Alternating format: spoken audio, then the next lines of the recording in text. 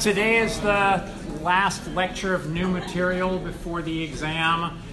It will be a review on Monday.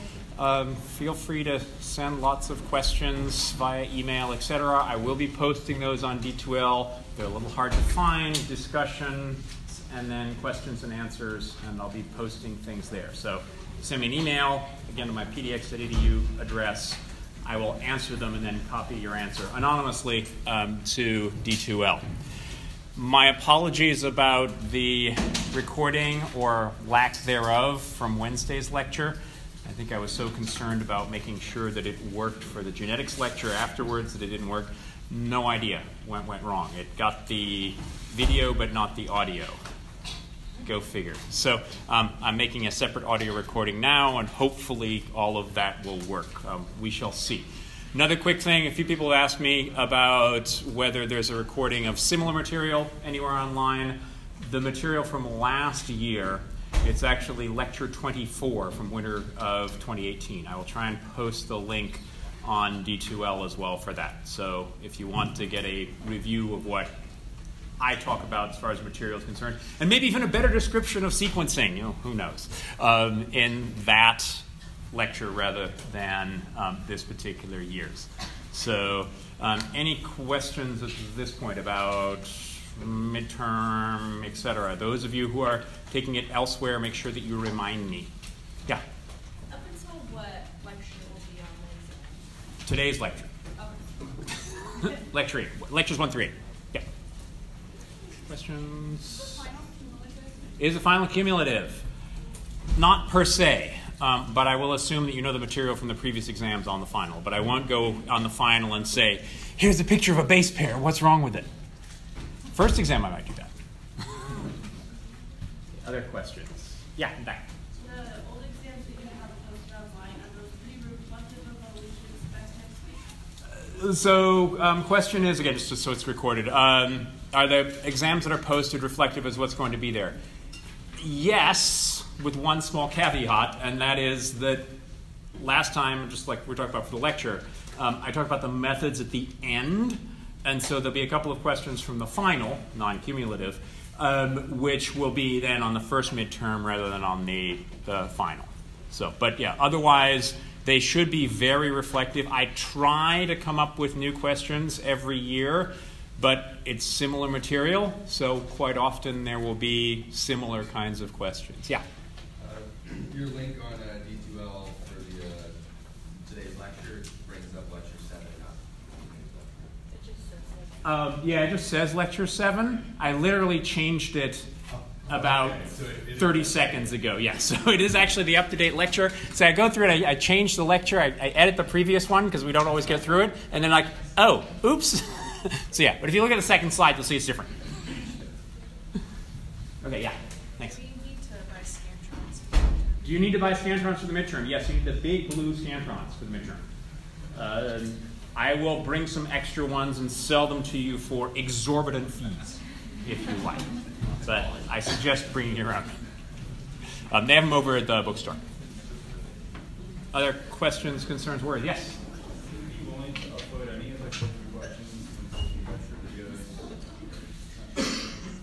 Oh, the clicker questions, particularly for the ones that got trimmed out? Yeah, I'm happy to do that. Just send me an email to remind me. Yeah, totally happy to do that. Yeah?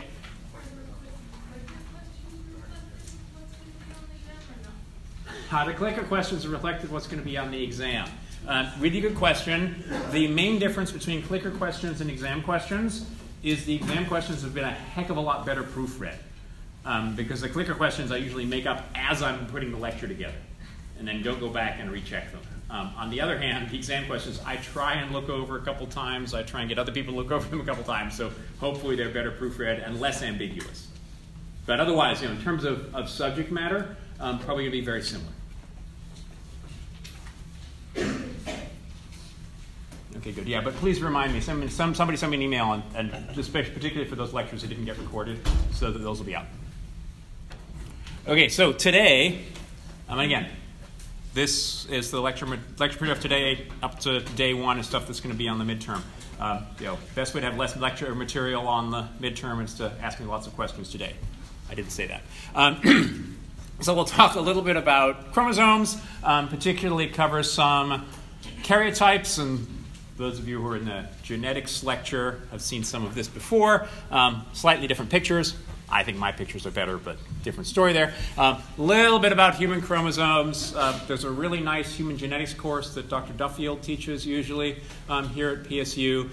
Interested in more human genetics, I strongly suggest that you take a look at that.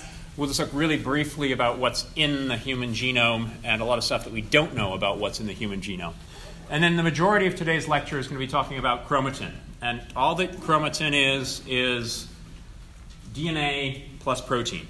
And one of the problems, again, I'm giving it away for this nice DNA model up here, is it's just DNA. Very rarely inside a cell is it just DNA. There are almost always proteins associated with it.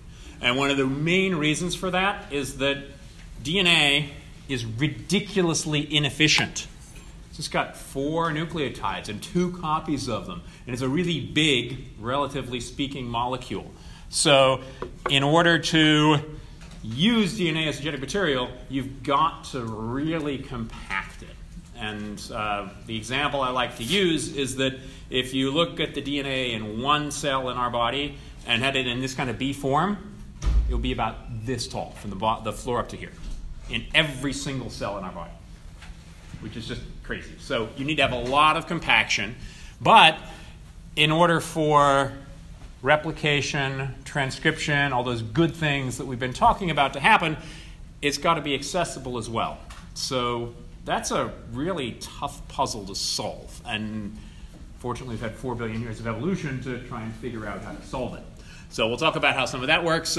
Main thing that we mostly know about is nucleosomes, how nucleosomes associate with DNA, and the process of moving nucleosomes on and off. Nucleosomes are made mostly of histones. Again, none of this should be really new to you.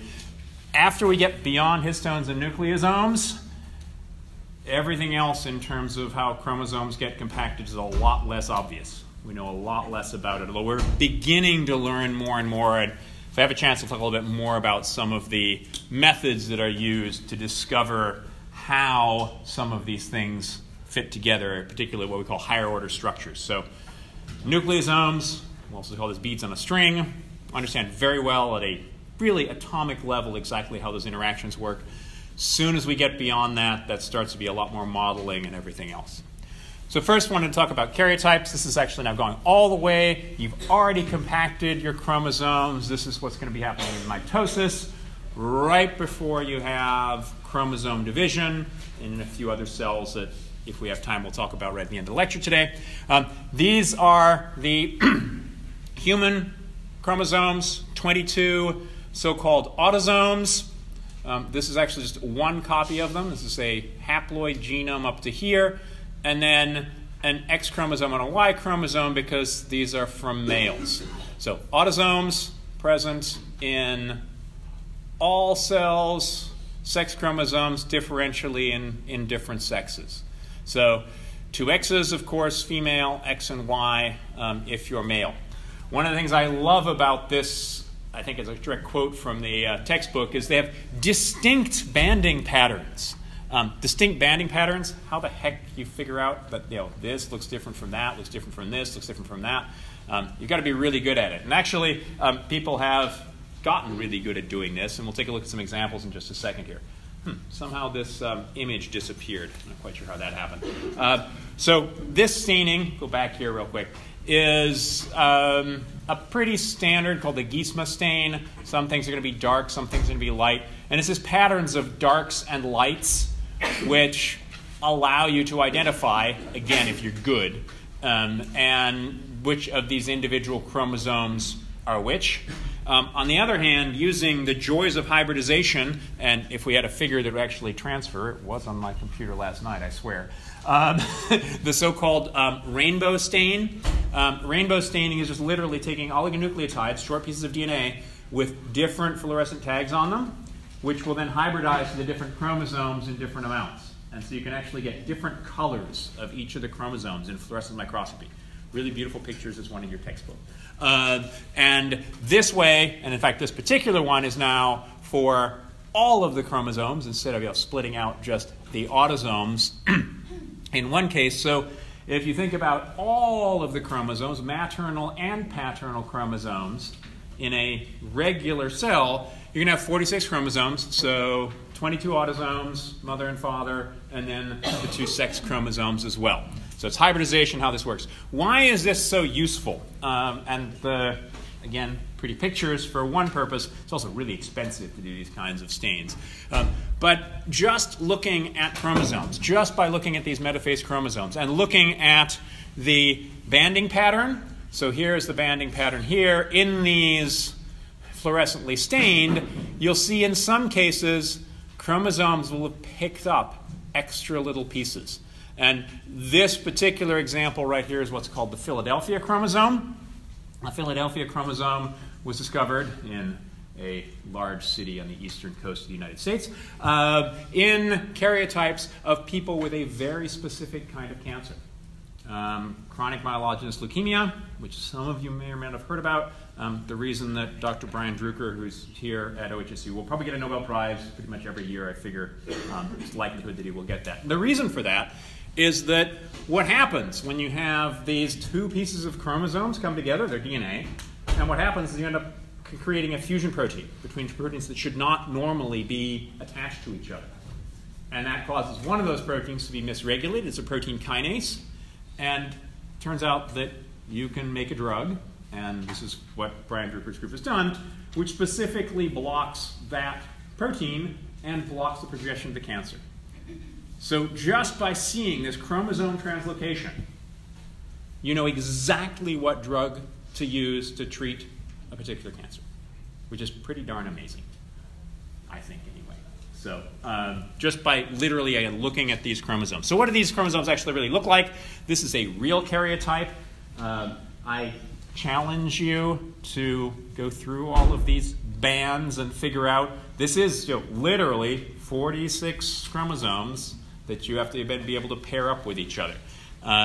This is literally a real karyotype from the cytogenetics lab up the hill at OHSU from human lymphocytes. This is a normal one. Now, if you're good, you can line all of them up with each other, and this is what they do. These are literally the chromosomes from that last slide. We can line them up with each other. And again, this is normal. There's no obvious kinds of translocations, etc. So why do they do this? Yeah, sure, normal karyotypes are great, but cancer karyotypes, at least for CML with the Philadelphia chromosome, is really easy to see. But what happens in other cancer karyotypes is just bizarre. So completely missing chromosome 17. 5 copies of chromosome 1. A couple up here that they weren't even able to assign properly. 1 copy of chromosome 6. Just absolutely nuts in terms of the karyotypes. Now is this correlation, causation, is cancerous growth causing the problems with these karyotypes? Big open question.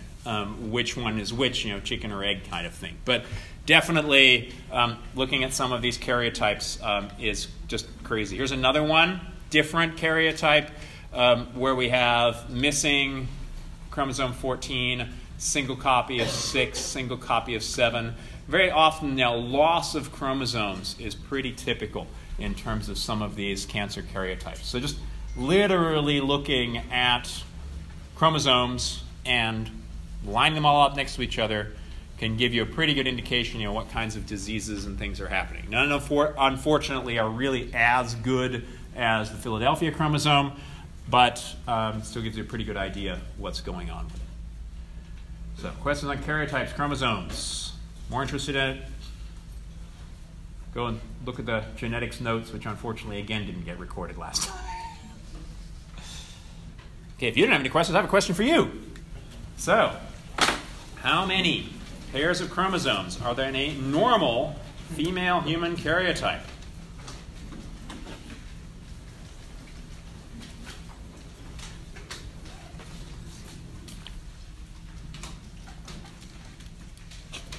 And I should really say pairs of homologous chromosomes. This is getting back to your question about the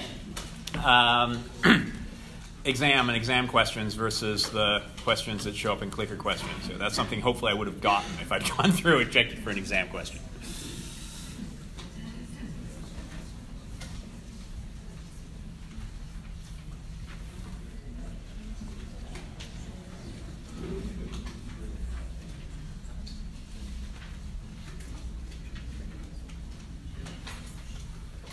Again, I'm hoping for 80%. If we don't get 80%, we'll do a quick discussion and then try again.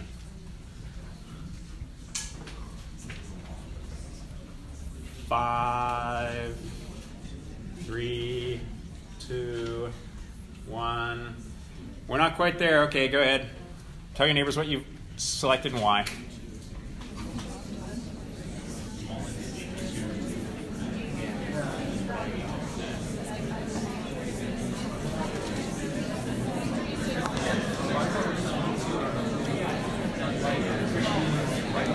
This recording is working.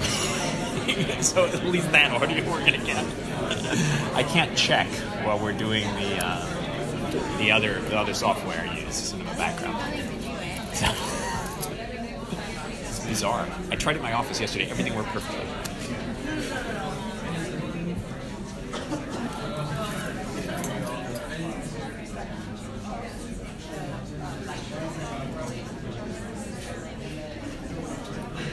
Yeah, I tried for some of those already. Oh, you mean the actual PowerPoints or the recordings?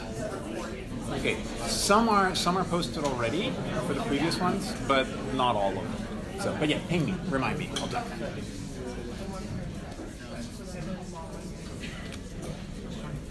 It's getting quiet. We're ready to vote again? Yes? Go. It's amazing how much faster the votes accumulate here. You can see how many are going up there.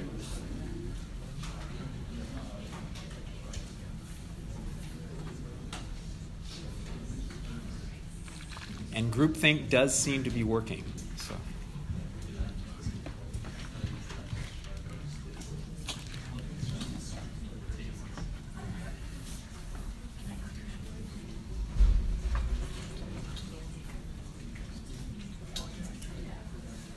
You think I should just use 30 seconds a second time or stick with a whole minute? Minute, good, we can breathe.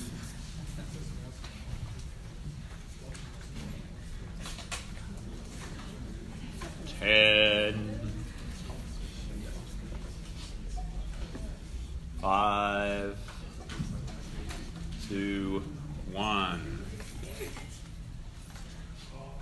92%. We'll get 100. I swear we'll get 100 at some point. So pairs of, again, homologous chromosomes and a normal female human karyotype. So the X chromosomes are homologous to each other.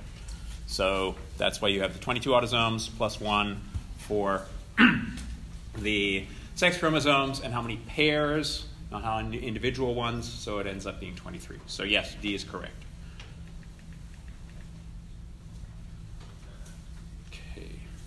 Yeah. If it was a male, would it still be 23? X, Y, is that homologous? X and Y are not homologous to each other, no. So they're very, very different. The chromosome, there are maybe a couple of genes that are similar between the two, but that's about it. Whereas the other ones are much, much more clearly. And yeah, whether that means homology from the sense of coming from a common ancestor, that's something that human geneticists argue about. Okay, so let's think about what's in some of these chromosomes. Just wanted to go over this again very, very briefly.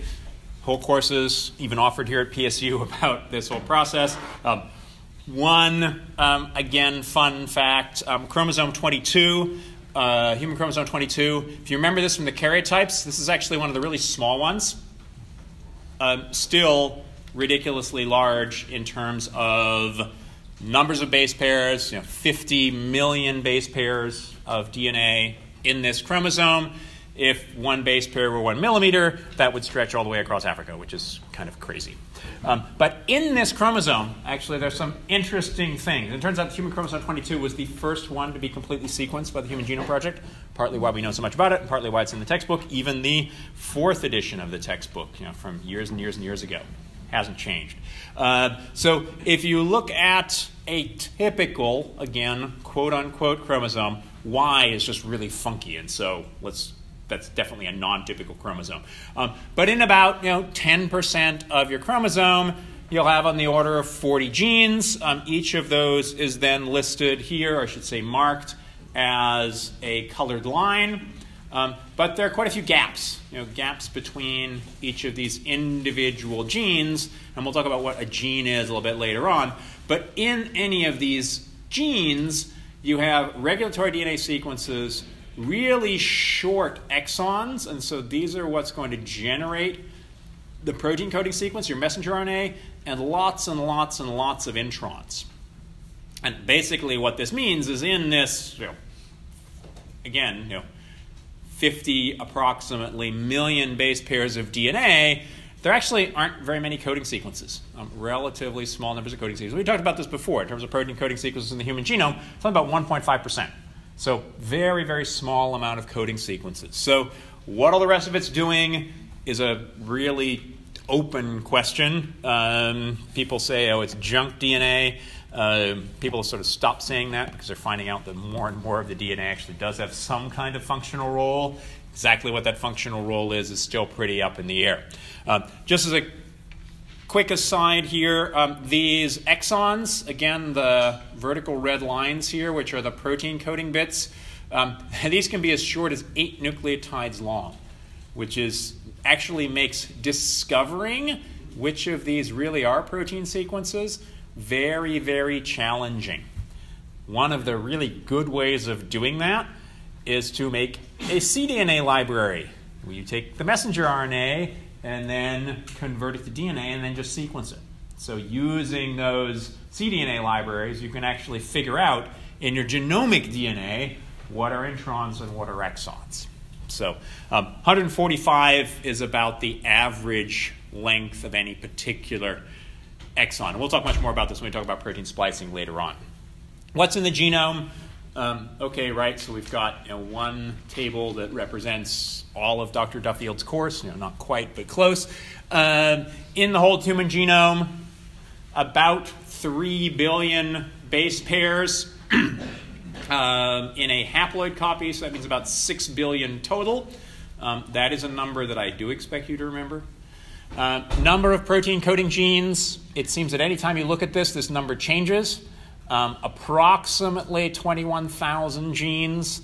And again, that's a highly approximate number. Part of it's because it's hard to tell what's a exon and what's an intron. What is being turned into protein and what's not being turned into protein. These can be really big. There actually are some genes coding for proteins that are over 1 million base pairs in length. So it's pretty huge.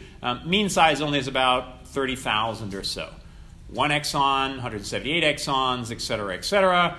Exons can be big, but mostly they're on this side. This is the really interesting number here, and this is the one which is actually way, way higher, even since the 6th edition of the textbook. 9,000 non-coding RNA genes. They're probably actually more like 20,000 non-coding RNA genes that are present in the genome. So that's something that, unfortunately, again, our textbook, 2015, a couple of years old, which means it's way out of date, particularly as far as RNAs are concerned. So there are a lot more RNAs that are being coded for in our genome, and quite a lot of that white stuff in the chromosome, that's potentially also RNA coding genes. Quite a few pseudogenes as well. What's a pseudogene? Pseudogene is just a copy of a other gene which clearly has a problem with it. And so this is probably actually that kind of gene duplication we talked about way back at the beginning of the term. There was gene duplication that happens, mutation happens in one or other of those genes, and in most cases these mutations end up giving you something which is non-functional. And it's pretty clearly non-functional. If you just look through an exon, it's got a stop codon, for instance, right in the middle of it. So that's one of the nice pieces of evidence that this whole gene duplication and mutation process is actually really what's going on. Another thing which makes assembling genomes really, really hard is that about 50% of the DNA are in these repeated elements. And repeated elements, they can be hundreds of nucleotides long, they should be thousands of nucleotides long. And so if you have a 1,000 base read in your shotgun sequencing, and there's a bunch of repeats, you don't know where to line that piece of DNA up with relative to all the other sequences. So that's partly why we actually don't have a complete human genome. There are still gaps in the human genome. We don't know the sequence, complete sequence of the human genome. You know, it was finished. It's actually been finished probably 3 or 4 different times. At least in the sequence that we have, it's really pretty good. But there are some areas where we just don't have sequence. And part of these long read sequences, the things I talked about in lecture on Wednesday, that's really starting to help with some of these issues where some of these repeat sequences are. There aren't very many repeats that are more than about 10,000 in some of these long reads, like the single molecule sequencing that we looked at right at the end. These can get tens of thousands of nucleotides. So it makes fitting together genomes much, much better. Okay, so as I mentioned right at the beginning, this pointer has decided to die on me. Okay, we'll go to the next one.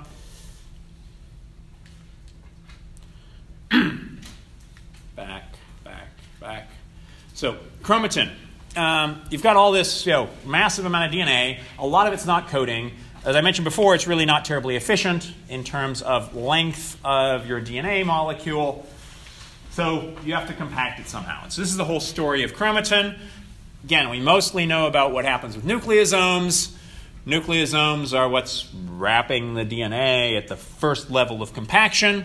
And then one of the neat things that probably past 10, maybe 20 years now that we've learned about is that a lot of differences between this whole problem, the paradox of compacting the DNA but still having it be accessible, a lot of that has to do with modifications of histones. And so moving nucleosomes around, moving DNA relative to nucleosomes. And so that process of the availability of the DNA or the compaction of the DNA is a lot has to do with the modification of histones. And we'll talk a little bit more about this, but many of these modifications of histones, they are modifications to a protein, very often a reversible modification to a protein, but it's not something which is genetically inherited. It's not a change to the genetic material. So this is kind of classic epigenetics. It's not, there are other kinds of epigenetics than histone modification, but a lot of epigenetics has to do with histone modification. There are sort of 2 basic kinds of chromatin. We call euchromatin or true chromatin and heterochromatin. So true chromatin is the expanded form. This is the part of chromatin which is active and allows different proteins to associate with your DNA. Particularly important is going to be your RNA polymerase, allowing you to get transcription.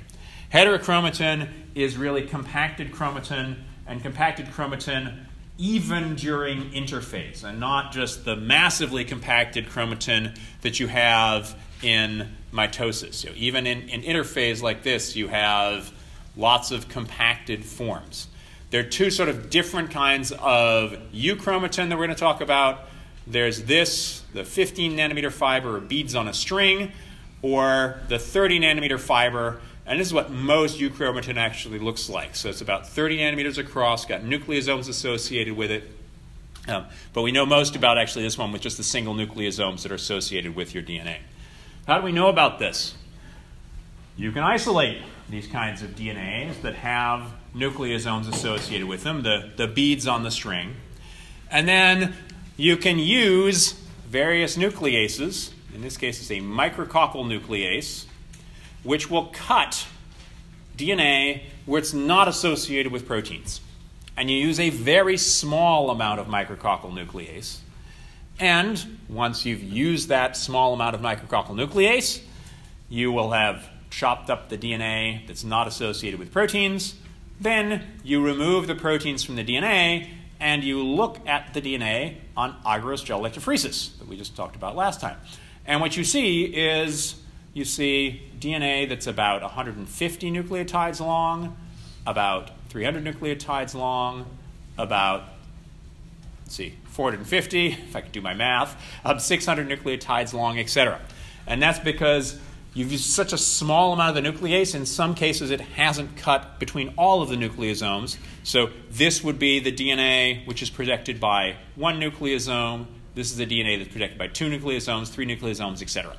So just using very, very small amounts of micrococcal nuclease.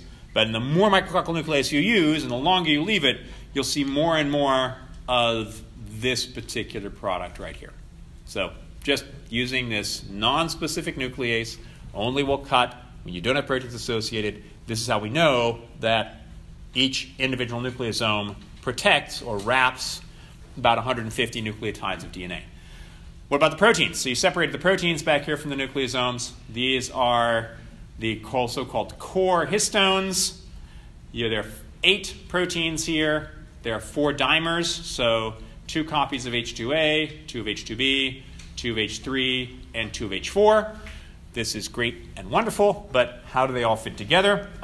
Used to be this was one of the most impressive high-resolution crystal structures that had ever been done, probably now 12 years ago, was actually being able to crystallize, which is amazing. They were able to crystallize single nucleosomes. And all of these nucleosomes together then diffracted X-rays in such a way that could get an atomic resolution structure. And in that process, what they were able to do was see the structure of each of the individual histones.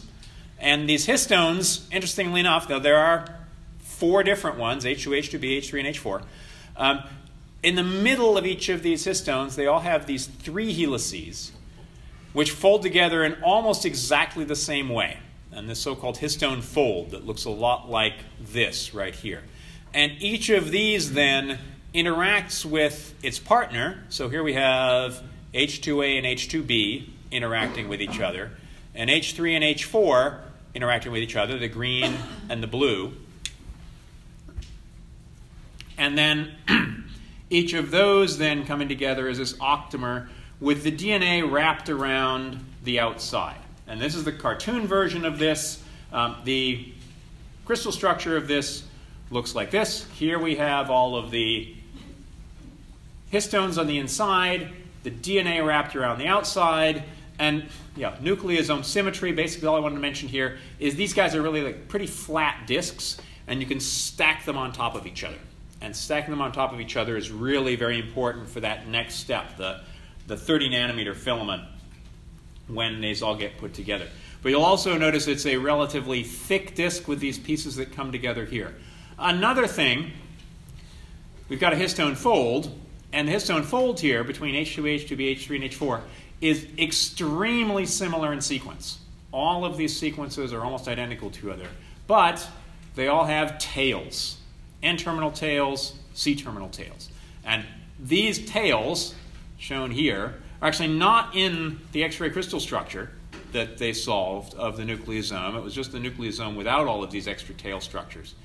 And these are where you have, again, differentiation between the different nucleosomes, I say histones in your nucleosomes, and where all the modifications happen that we're going to talk about in just a couple of minutes. And you can see here in the structure, these are the tails that are hanging out on the outside of the nucleosome. DNA is wrapped around the histones on the inside, on the outside, and then these tails are sticking out. How do you put histones together to make nucleosomes? The way this works is we've got these dimers, H3 and H4, heterodimers, so 2 different polypeptides come together. And then H3 and H4, once they've formed a heterodimer, will form a heterotetramer. We have 2 H3s and H4. And then you have H2A and H2B, which come together and add themselves to the structure. We'll see why this is important a little bit later on. You go, oh, why is he talking about all of this? Turns out that you need to take histones apart and put them back together. And that process very often is using these H2A and H2B because they're not as tightly associated as H3 and H4. In order to get all of this to work and to work properly, you need so-called chaperones. These chaperones are extra proteins that help assemble, but most importantly, as father of 2 daughters, I know about chaperones. They stop bad interactions from happening. So you want to have the correct interactions happen. Again, H3H4 coming together, and then H2 and H2B, and not any of the incorrect ones. Once these histones have come together, then you have DNA contacts around them. Those DNA contacts are to mostly the backbone. Now, why would you want to have most histone contacts with backbones rather than with base pairs?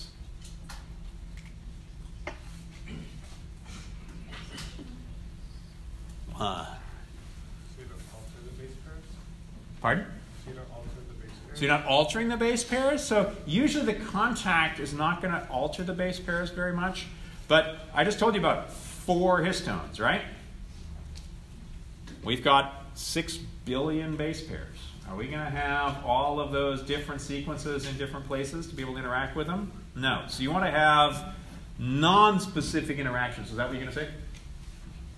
Yeah, I was going to say so that you can replicate and transcribe. Yeah, but the important thing is that these histones are going to compact, and that's what they do, but they're not going to compact at a specific place in the genome. They're going to compact everything. And it turns out that if you look at the sequences of histones from all eukaryotes, they have almost identical sequences with each other. So the actual histone sequence has clearly been very, very well conserved all throughout eukaryotic evolution. Histone sequences in yeast are almost identical to histone sequences that you find in humans. And the reason for that is that this works. It works really well and has been conserved, again, over evolutionary time. So most of the interactions are with the backbone. So with the phosphates, with the sugars, lots of weak interactions, hydrogen bonds, van der Waals interactions, some ionic interactions, particularly if you think about the phosphates on the outside. What kinds of amino acids are you likely to have in histones if you're interacting with phosphates? One of the 2 of the 4 that I told you to remember? Lysines and arginines, positively charged. Why positively charged? Because the phosphates are negatively charged. So you have lots and lots of these basic amino acid residues on histones. So these are the core histone interactions. It's just H3 and H4, but H2A and H2B are very similar. You also have these tail structures, and these tail structures also very often have lots of lysines and arginines that are associated with them, again, to help interact with the phosphates on the backbone of your DNA. Everybody clear on histones? When he says something like that, what's he going to do? Ask you a clicker question, exactly. Can you give it one more second? Sure. Yeah. Enough time? Yes, thank you. Good, okay. So, how many different polypeptides are there in a eukaryotic histone core?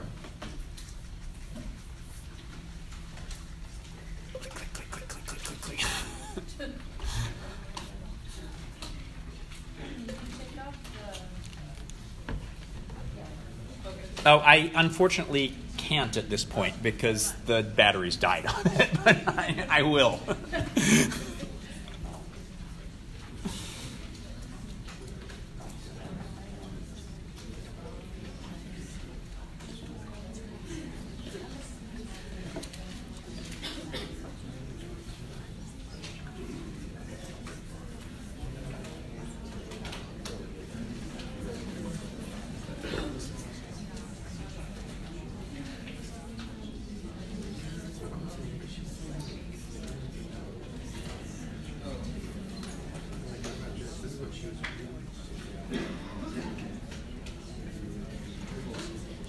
We're getting so close to 80%, but we're not quite there yet. So, talk to your neighbors. Again, we're close enough to 80% that at least some of them probably should have a consensus.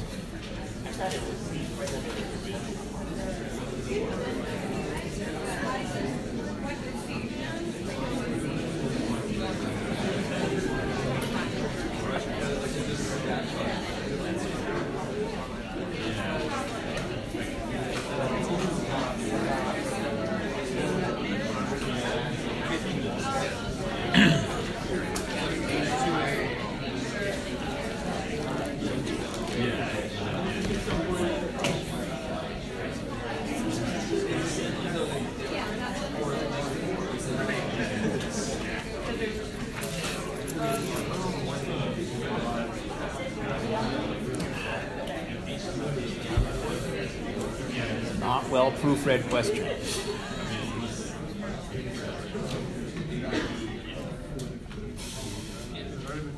Okay, let's try another one.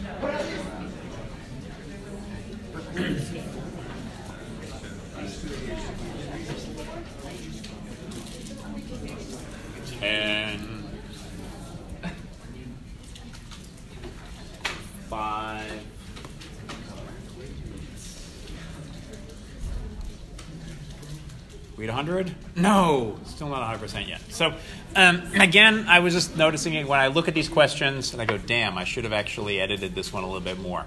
So should have been polypeptides of different sequence. So it would be really obvious that that's what I was looking for, rather than it's a different polypeptide. It's not absolutely the same thing, but I was looking for 4 rather than 8 because there's 2 H2As, 2 H2Bs, 2 H3s, and 2 H4s. So yes, I'm looking for 4 in this case. But I should have been more clear, and I should have said necessarily with the different sequence. So one question that I'm sure all of you were wondering was, it's eukaryotes, right? Conserved all the way across eukaryotic evolution. What about archaea? Or what about the viruses? There are actually some viruses that use histones too. But what about the archaea? Archaea are actually really interesting. So archaea actually have histones. Some archaea do, not all of them do. But the archaeal histone doesn't have all these extra tails, and so this is just looking at this eukaryotic nucleosome structure where you have H3 and H4. These are HMFA and HNFB. The names are not important, but they just have this histone fold. They don't have the extra tails on them. And these fit together to make these what some people are calling hypernucleosomes, where they just literally stack right on top of each other. And so archaea, as we talked about right back at the beginning, have relatively small genomes. The one that we work with, Sulfolobus sulfatericus, has about a 3 million base pair genome instead of a 3 billion base pair genome. But still, it has to compact all of its DNA somehow.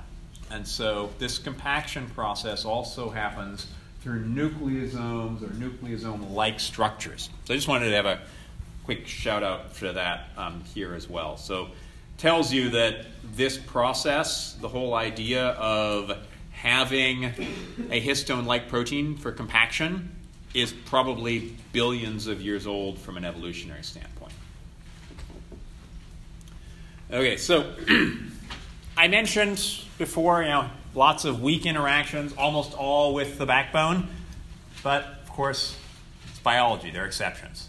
So it turns out that there are some DNA sequences that are actually better for nucleosomes to bind to, or so nucleosomes to form on, because nucleosome is the protein and the nucleic acid. Oh, by the way, zomes. Anytime I use the word zome, it's going to be protein and nucleic acid. So ribosome, protein and nucleic acid. Nucleosome, protein and nucleic acid. So where these histones are interacting with the DNA to form nucleosomes, they do actually form nucleosomes preferentially on some sequences. Now, it's not actually interactions with the base pairs per se. It's interaction with DNA that likes to bend. It's easily bendable because if you look at the DNA in a nucleosome, it's clearly very heavily wrapped. And so not looking like Watson and Crick's model at all. It's a very wrapped structure. So it turns out that every 10 nucleotides, which is where you have your turn, every 10 nucleotides, you get back to the same side of your helix on your double helix. If you've got AT base pairs there, those are a little easier to squeeze together in order to wrap your DNA around a nucleosome. So if you're a smart molecular biologist, or you type the sequences into your computer when you order your DNA, and have AT bases every 10 nucleotides, nucleosomes are likely to form specifically on that DNA just because the DNA is easier to bend. So you can actually get some sequence-specific interactions happening there. So that's, and this is really useful if, for instance, you're trying to do something where you need very specific nucleosomes in specific places. Say you're trying to do an X-ray crystal structure of whole nucleosomes, where you want to have the histones and the DNA in the same place in every single one of these structures. That's great. It's wonderful. But if you look at it, at this kind of structure, hopefully it's pretty obvious that there's not that much space here, particularly if you've got, say, a DNA binding protein that wants to bind right here. How is it going to bind there if it's in a nucleosome? So there are a couple of ways that this can happen. If you've got a DNA that's otherwise blocked by a nucleosome, there are a number of different ways that you can have proteins interact with it. The first of those is what's called nucleosome breathing. And nucleosome breathing is a process where the DNA comes off the nucleosome, comes onto the nucleosome, off the nucleosome, onto the nucleosome. And this gets back to that whole idea of there are lots of weak interactions. The interactions between the histones and the DNA in the nucleosome, they're weak. And what that means is at 37 degrees Celsius, as most of our cells are, the DNA is going to be coming on and off those nucleosomes pretty frequently. So in this particular case, and again about 37 degrees Celsius, your unwrapped nucleosome, this little gray piece is supposed to recognize, supposed to be this DNA sequence that your green sequence-specific DNA binding is going to interact with. About, again, between 5 to 20% of the time, this will come off the nucleosome. Your sequence-specific binding protein can bind to it, and this will have higher affinity with that sequence than the nucleosome does, so you have protein binding. This is great for some binding, but not enough. And so mostly what seems to happen if you have a protein that's going to bind to DNA that's otherwise associated with a nucleosome, you have something called a chromatin remodeling complex that associates with the nucleosome, so the DNA plus the protein, and literally moves the DNA relative to the histones on the inside. And that's supposed to be shown here. We've got this little blue piece, blue sequence on the DNA with this chromatin remodeling complex. That blue piece moves closer to the nucleosome. This blue piece is partly on the nucleosome, moves around the nucleosome. This blue piece comes off. So there actually are a couple of, I'll show you the link in just a second here, nice animations of how this works.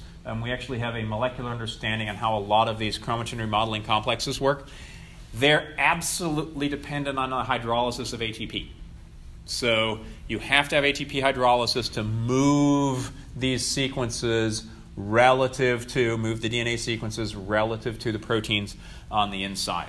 So the chromosome breathing, or say nucleosome breathing, I should say, happens relatively quickly, but on a very short time scale. You have to have very high affinity binding proteins that will be around and available to bind. If, however, that's not the case, you have chromatin remodeling complexes that associate with nucleosomes and will move the DNA relative to the nucleosomes in an ATP-dependent fashion. So this is much slower. Instead of on the time scale of milliseconds, it happens in the time scale of hours that you have nucleosome remodeling that takes place. So these are the beginning of your nucleosome remodeling. One of the processes that happens here is once you have nucleosome remodeling, you can completely remove the histone from this DNA. That usually requires a histone chaperone, or you can exchange some of the histones. So you remember I was telling you about the assembly process. You have H3 and H4 that come in and associate first with the nucleosome, and then H2 and H2B can come in and exchange. And so usually it's going to be H2 and H2B which will exchange in this process. And one of the things that has to happen, as you mentioned, I think over here, for replication, when you replicate, nucleosomes have to come off and then come back together, reform afterwards. And so a lot of that is then reforming with these different histones, or you can actually have a completely different nucleosome which is associated. Many of these processes require ATP. It's a highly ATP-dependent process. So both chromatin remodeling and also the process of histone chaperones. This is just a link I wanted to throw up really quickly where they have a pretty good idea where exactly the interactions are and how you get movements of the different pieces of DNA relative to your nucleosome. And this is that link I was telling you about. There are nice animations here. Review of chromatin remodeling complexes with cool movies. So I like the cool movies at the end here. If you do go to this link, I'll get to it in a second, you will see first a big paywall that says you need to pay $45 to read this. If you just go to the supplemental information, it's got supplemental movies. That's where all the really cool movies are. And you can get to that without paying the $45 to read the paper. Yeah? What is the purpose of remodeling or changing the histone for? So the purpose of remodeling mostly seems to be moving sequences away from being blocked by nucleosomes so you can have other proteins that associate with them. And also, to some extent, when you have replication, you need to move the nucleosomes, or I say, not remove the nucleosomes, but remove the histones from the nucleosome complex so you can have exchange. So those are really the two kind of ways. You have access to a DNA binding site and then remodeling of that nucleosome structure.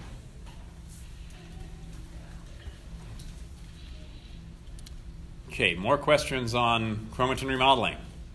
What does this mean? He's about to have another clicker question, right? Okay. Which of the following requires ATP hydrolysis? Nucleosome formation, nucleosome breathing, chromatin remodeling complexes, activity, A and C, or A and B?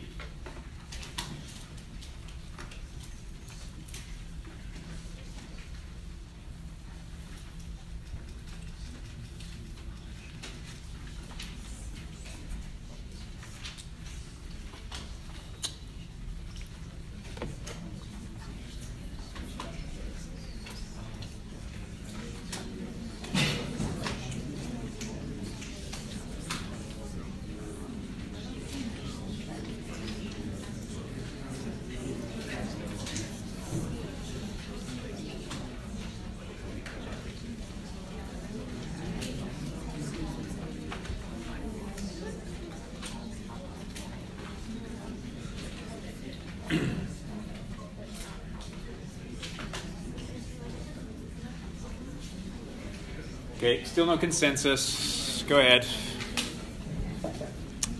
Chat amongst yourselves. For sure. There wasn't any slides on the I think it's just like that, it's not like where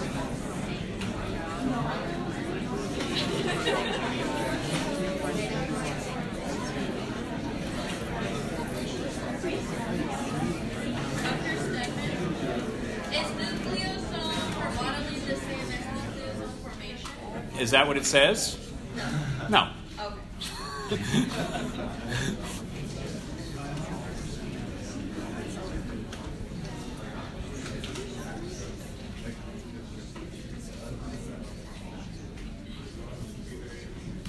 Okay, let's go again.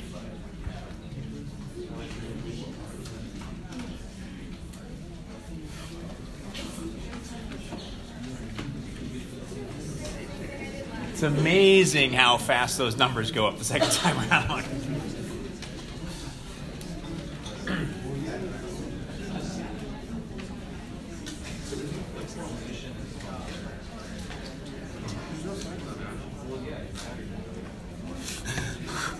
Oh no, no slide on. There's also also include some background knowledge? Strictly based on No, actually, I think there is a slide that's associated with it. Yeah.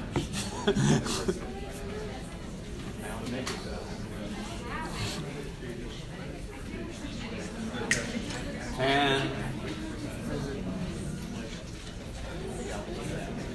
5.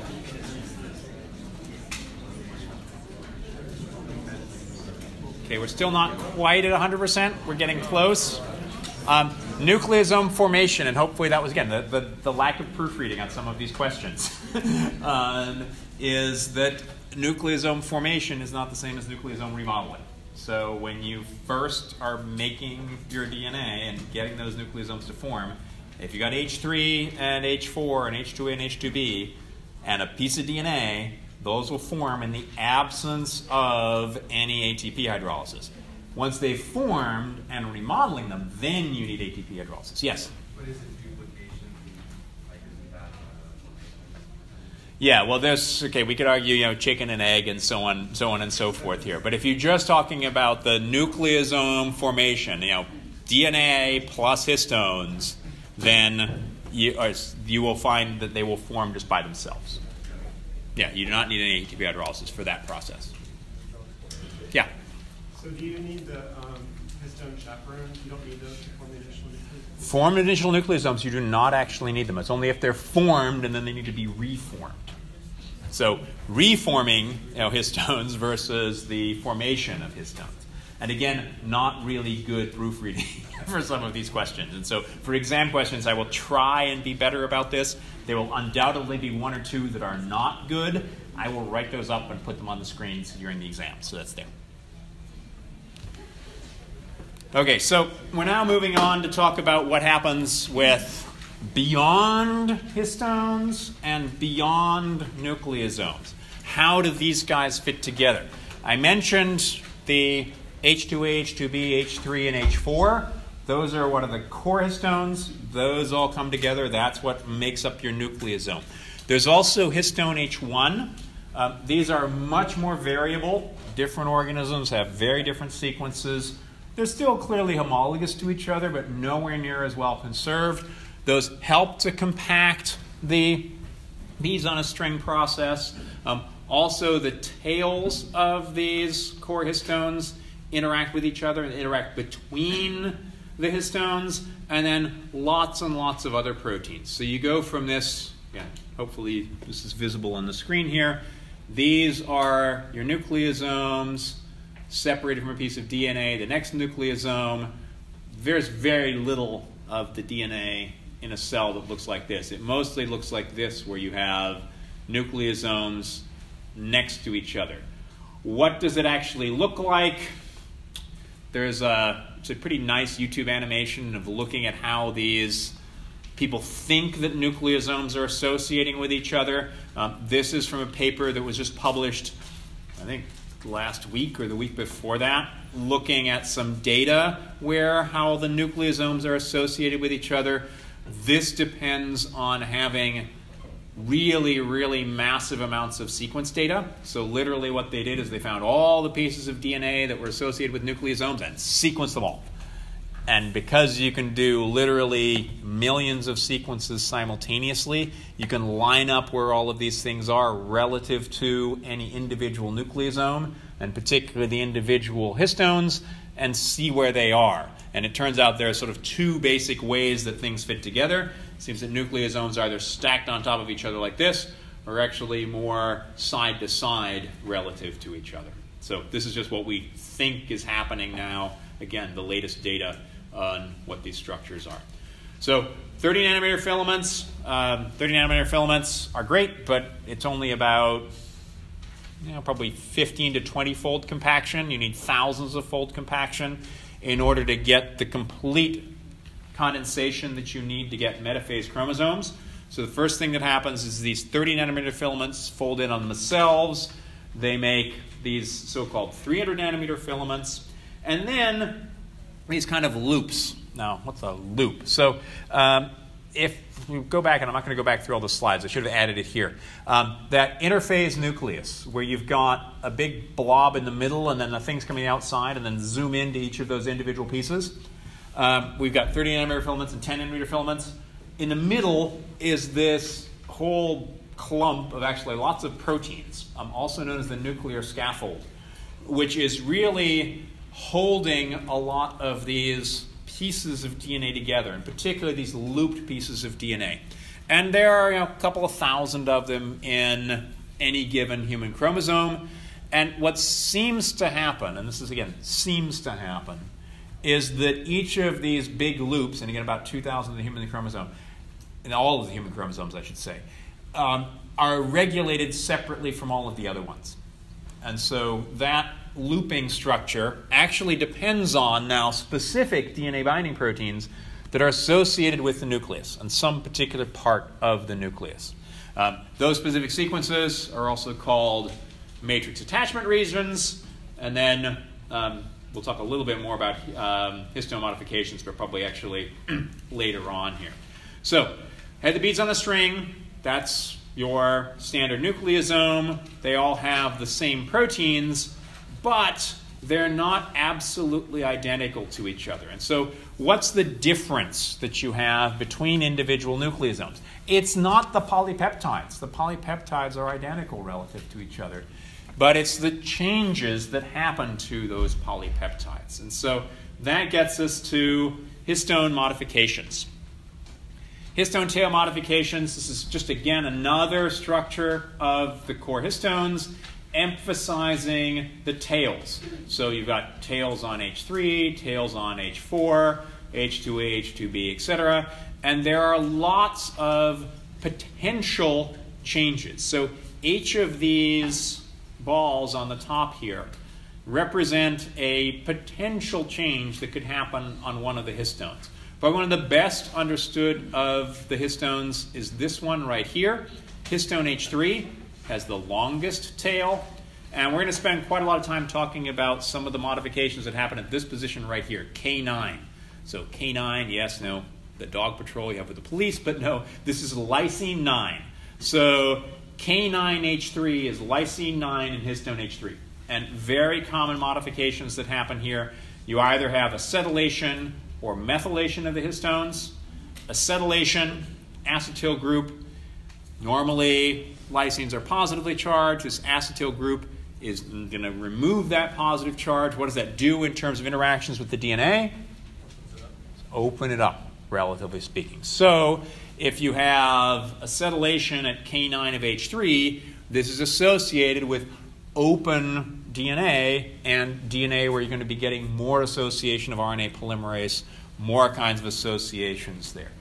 On the other hand, methylation at position 9 also actually removes those charges, but it's associated with a lot less expression, and usually that has to do with then less kinds of associated with RNA polymerases, less transcription that is taking place. So these, just in and of themselves, these changes can make a difference in terms of interaction with the DNA, but most of this has to do with what are called histone code readers. Now, what the heck is a histone code reader?